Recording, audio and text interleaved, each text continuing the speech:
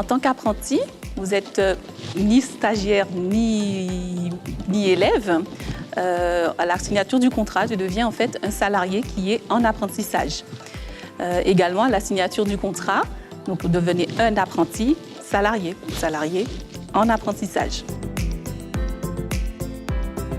Comme les autres salariés de l'entreprise, en fait, ils bénéficient donc des mêmes droits, c'est-à-dire les congés payés, également les tickets restaurants s'il y en a applicables dans l'entreprise, mais également les mêmes devoirs, c'est-à-dire donc l'application du règlement intérieur, le travail qui t'est confié, il faut pouvoir l'assumer. Oui, absolument, tu as droit à des congés. Et donc en travaillant, tu bénéficies de 2 jours et demi de congés par mois. Ces congés, il faut les demander à l'employeur qui est en droit de les accorder ou pas si ça ne dérange pas trop l'activité de l'entreprise.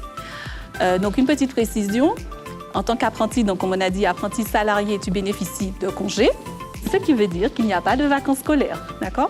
Au CFA, ce sont des congés qu'il faut demander à son employeur. Tu bénéficies également de 5 jours de congés supplémentaires, donc en plus des congés annuels, pour pouvoir préparer et te rendre aux examens. Également, en matière de congés, tu as les congés de maternité, de paternité, ça peut arriver. Également, si tu es majeur, tu as le droit de demander un congé sans solde si tu as plus de 20 ans.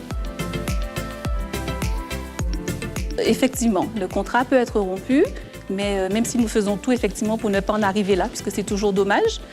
Donc, ce qui fait que le contrat peut être interrompu durant la période d'essai, que ce soit à ton initiative ou à l'initiative de ton employeur. À ce moment-là, il s'agit d'une rupture sans préavis et sans motif. Il n'y a pas besoin de justifier. Après la période d'essai, il faut par contre l'accord des 2 parties, de ton employeur et de toi-même, que vous vous mettiez d'accord pour pouvoir faire cette rupture de façon rapide et également sans préavis. Il est également possible de faire une rupture anticipée lorsque tu obtiens ton diplôme avant la fin de ton contrat. Admettons que ton contrat s'arrête le 31 août, tu obtiens ton diplôme le 20 juin. À ce moment-là, tu peux faire une rupture bien avant le 31 août. En ce qui concerne la fin de contrat, donc tout à la fin, ton employeur doit te remettre des documents, à savoir le certificat de travail, l'attestation pour le Pôle emploi ainsi que le reçu pour solde de tout compte. Le temps de travail est réparti, bien sûr, entre le temps en entreprise et le temps en CFA. Pour les mineurs, le temps de travail est de 8 heures maximum par jour, à raison de 35 heures par semaine maximum. En tant que mineur, tu n'as pas le droit de faire des heures supplémentaires et de travailler les jours fériés. Et par contre, tu as droit donc à une pause de 30 minutes, une pause de 30 minutes toutes les 4 heures et demie travaillées.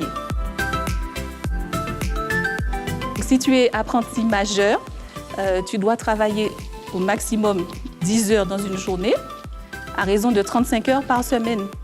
Par contre, si tu es majeur, tu peux faire des heures supplémentaires, on peut te demander d'en faire. Donc, à raison donc, de 48 heures maximum par semaine, ou 44 heures sur une série de 12 semaines d'affilée. Et par contre, en tant qu'apprenti majeur, tu as le droit à une pause, effectivement, de 20 minutes minimum, toutes les 6 heures de travail consécutives. Si tu as des questions, eh bien, n'hésite pas, tu peux nous faire un commentaire ci-dessous. Ou sinon, bien, rendez-vous au CFA, nous t'accueillerons avec plaisir. À bientôt!